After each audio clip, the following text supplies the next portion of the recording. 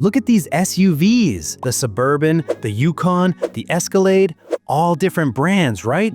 Behind the badges, they're all built on the exact same platform. Same engines, same interiors, just a few details swapped around. For decades, car companies have been quietly selling the same car 4 times, letting the logos do all the talking. And this isn't just a coincidence, it's how modern cars are made today. Here's a scenario. You walk into a Chevrolet dealership. You're looking at a big, full-size SUV. Solid, imposing, the kind of thing that makes other cars instinctively move over. You like it, you buy it. Now your neighbor walks into a GMC dealership 2 miles away, kicks the tires on something called a Yukon, and drives home in what is, every practical purpose, your car. Same bone, same engine, same frame. They just reshuffled the grille and put a different name on the tailgate. And your other neighbor? She went to Cadillac, paid roughly $20,000 more for something called an Escalade. Same platform, same car underneath, but now there's quilted leather, and the name sounds like a French ski resort. So here's what's strange. Nobody really talks about this. It's just accepted. We all half know it happens, but we never stop to ask, how did we get here? Why does this keep happening? And honestly, how far does it actually go? The answer is going to surprise you. The practice of selling the same car under different brand names has a name. It's called badge engineering, and it's been around almost as long as the car itself, which tells you a lot about how the auto industry actually works. Building a car from scratch is brutally expensive. Raw materials, factory tooling, engineering, testing, it adds up fast. So when a company lands on a platform that actually works, the last thing they want to do is use it once and move on. Spread those costs across multiple products, cover more of the market, keep the factories running. It's not laziness, it's arithmetic. General Motors understood this better than anyone. Alfred Sloan, the man who ran GM in the 1920s, had this elegant idea, a car for every purse and purpose. He built the brand lineup like a ladder, Chevrolet at the bottom, then Pontiac, Oldsmobile, Buick, and Cadillac at the top. The idea was that as you got older and wealthier, you'd keep climbing, always within the GM family. What that meant in practice was that the differences between a Chevrolet and a Buick were sometimes very thin. Grille shapes, trim levels, badge on the hood, the mechanical guts underneath, often identical. And that tension between genuine differentiation and blatant repackaging has never fully gone away. But before we get into how bad it can get, let's be clear about something. Sharing platforms isn't automatically a problem. Done well, it's actually how you get better cars at lower prices. Take Volkswagen's MQB platform, a modular architecture that underpins an enormous range of models. The Golf, the Tiguan, the Audi A3, the Seat Leon, the Skoda Octavia, all built on the same basic foundation, with many of the same components underneath. But you'd never confuse them. The design languages are distinct. The positioning is different. The driving experience has been deliberately tuned for each one. They're genuinely different cars that happen to share an infrastructure. That's platform sharing done right. Badge engineering is the other thing. Badge engineering is when you take a car,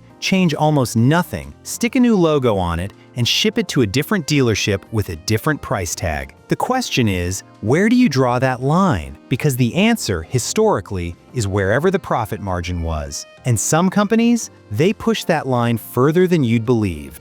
Let me give you a genuinely wild example. In 1988, Suzuki had a small, sensible hatchback called the Swift. Practical, fuel-efficient, completely unremarkable. The automotive equivalent of a reliable pen. Nothing about it suggested it was going to end up wearing 7 different outfits across 3 continents. But Suzuki had a partnership with GM, and GM looked at the Swift and thought, we can use this. So they did, aggressively. In the US, GM sold it as the Geo Metro. In Canada, it was the Chevrolet Sprint, but also the Pontiac Firefly. In Australia, Holden sold it as the Barina. In India, it became the Maruti Suzuki 1000. And then, perhaps most bafflingly, Subaru sold it in Europe under the name Justy Subaru, the company famous for all-wheel drive rally heritage and devoted fan base, selling a rebadged Suzuki EconoBox. Yes, that happened. Count it out. Suzuki, Geo, Chevrolet, Pontiac, Holden, Maruti, Subaru. 7 brands, one car. If you'd visited 7 different showrooms across 3 continents, every single salesperson would have pitched it to you like it was something unique, a product their brand had lovingly developed. The car, meanwhile, had no idea it was famous. 7 is a wild number. It sounds like a record. It isn't even close.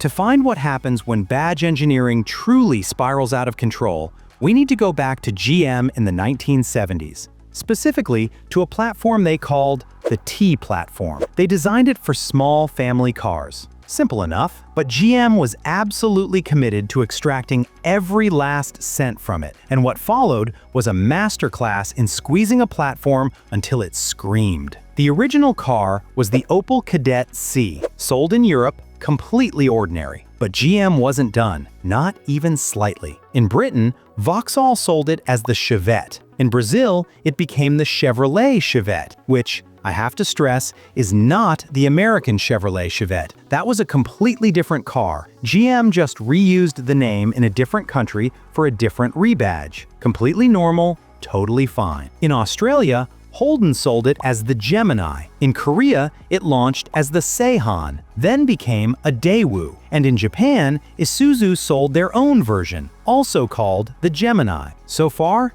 8 brands. But the best is yet to come. In Argentina, in the mid-90s, you could walk into a dealership and buy one of these as a GMC, a small economy hatchback. From GMC, a brand built on trucks, vans, and heavy vehicles. It is, as far as anyone has ever established, the only non-truck or non-crossover ever sold under the GMC badge, anywhere, ever. And it happened in Argentina in 1995, almost like a dare. That brings the total to 9 different brand names. Some versions of this car were still on sale in 1996. A design from the early 1970s, still moving off forecourts a quarter of a century later, wearing 9 different suits. 9 feels like the ceiling. It isn't. Before we get to the record, a quick check-in on the present, because badge engineering never actually stopped. It just got better at hiding. If you're in Europe right now, shopping for a small commercial van, you might be looking at the Citroën Berlingo. Practical, well-reviewed,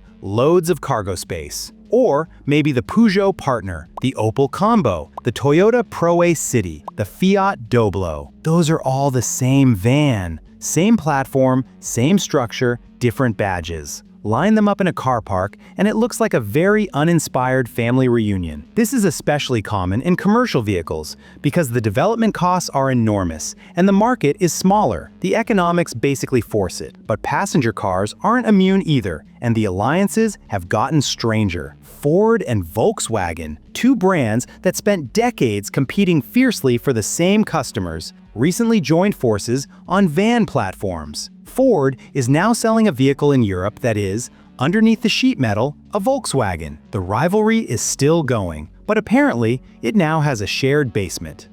All right, you've waited long enough. Let's get to the car that holds the all-time record. It's the 1990s. Isuzu makes a mid-size, body-on-frame SUV called the Trooper, second generation, boxy, dependable, built for people who actually needed an SUV rather than just wanting one for the parking lot. Nothing glamorous, just a solid, honest truck. What happens next is either a triumph of partnership economics or a slow-motion absurdity, depending on how you look at it. Under their partnership with General Motors, the Trooper first appears in South America as the Chevrolet Trooper, expected. Then, Opel picks it up for Europe, rebadges it as the Monterey. Vauxhall does the same for the UK. Holden takes it for Australia. They call it the Jackaroo. That's 4 brands, all under the GM umbrella. Still logical. But then, Holden's performance division, HSV, decides to make a sporty version. A body kit, some upgrades, a new name, the HSV Jackaroo. They built exactly 313 of them. For reference, Porsche built more Carrera GTs. The HSV Jackaroo is genuinely rarer than one of the most exclusive road cars ever made, and almost nobody knows it exists. But it counts as a separate brand, so we're at 5.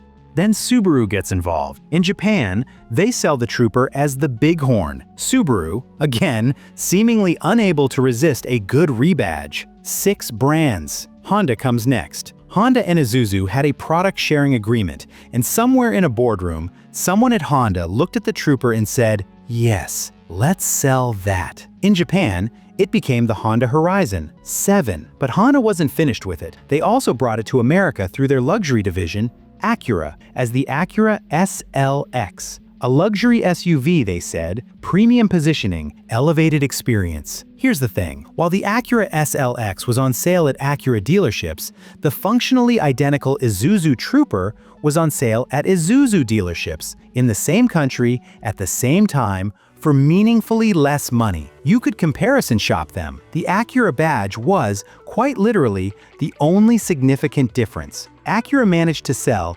6,600 of them before quietly pulling the plug. 8 brands. And finally, a Chinese company called Sanju assembled the Trooper from knockdown kits and sold it domestically as the Sanju Trooper. That's 10 different brands, one car. Isuzu, Chevrolet, Opel, Vauxhall, Holden, HSV, Subaru, Honda, Acura, Sanju. A mid-tier Japanese SUV somehow wormed its way into the lineups of 10 separate manufacturers across 4 continents. That's not a car, that's a franchise. So what's actually going on here? Is this laziness? Cynicism? Pure corporate greed? It's all of those things. But there's also something real underneath. Developing a new car from the ground up costs somewhere between $1 and $6 billion. That is not a typo. 1 to 6 billion for a single model. So when a platform genuinely works,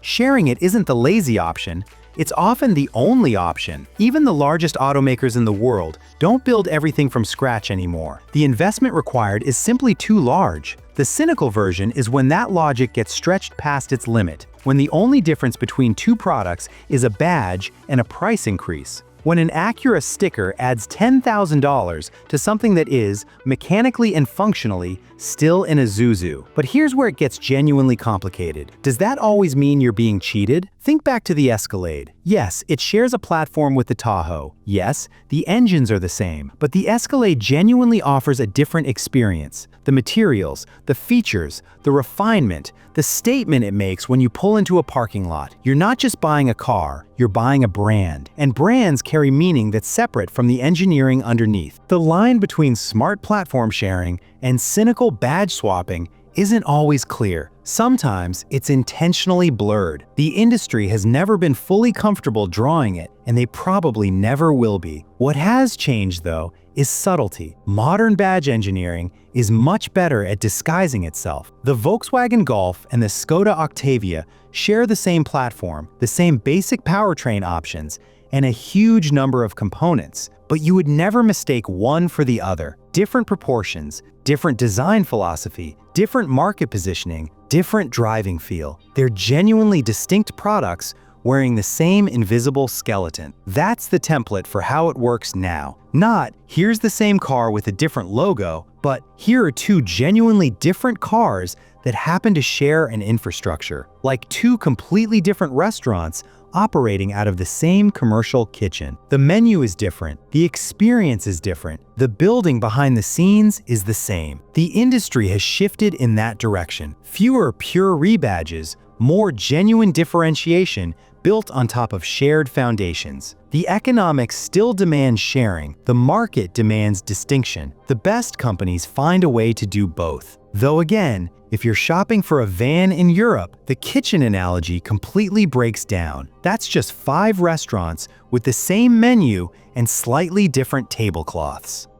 Zoom out, and there's something almost philosophical about all of this. The car industry presents itself as one of the great arenas of competition. Dozens of brands, hundreds of models, billions spent on advertising, companies positioning themselves as fierce rivals, each one insisting their product is genuinely different, genuinely superior, genuinely worth your loyalty. And underneath all of that, behind the brand stories and the marketing campaigns and the carefully staged reveal events, there's this enormous, sprawling network of shared platform, borrowed engines, joint ventures, and badge swaps. Competitors quietly sharing the same architecture while publicly insisting they have nothing in common. The Suburban and the Escalade, 9 brands on one Isuzu Trooper, 7 names on one Suzuki Swift, a GMC economy hatchback sold in Argentina in 1995. Every time you think you're choosing between fundamentally different things, there's a chance you're really just choosing which label you want on the box. That's not necessarily a problem. The label often does mean something. The experience can be genuinely different. You're allowed to care about what the badge represents. But the next time a salesperson tells you their car is completely unique, one of a kind, totally unlike anything else out there, maybe just ask them which platform it's on. See what they say.